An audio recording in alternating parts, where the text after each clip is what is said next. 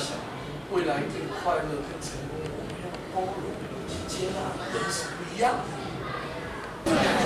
刚才我们在楼上跟老师们讲，还在讲说，造成未来婚姻啊、家庭不幸福，就是我们常常把别人变得跟我们完全一样，这种很生活很紧张，压力很大。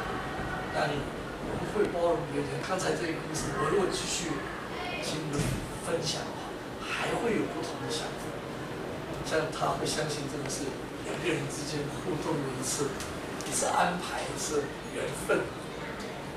对，好，那我再讲一个故事好了。他就从后面一直跟那个山坡上山了以后，这个女孩子一回头就问他说：“你为什么一直跟着我？”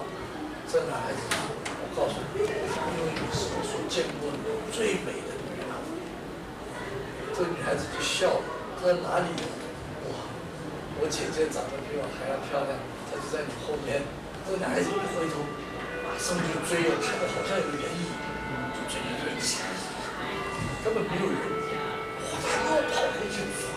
Let's practice your English. Okay. Where 我的故事就到这里结束，已经现在你们也可以安静的想一想。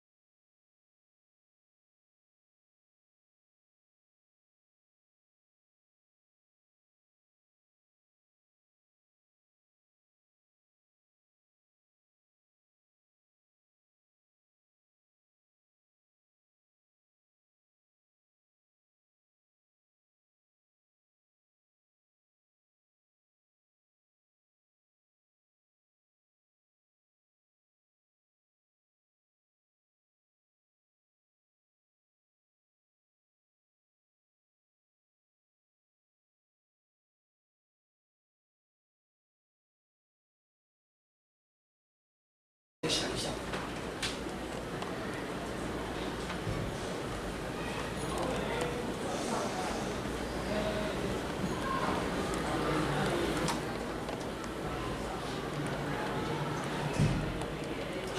这次我们跟上次采取一些改变。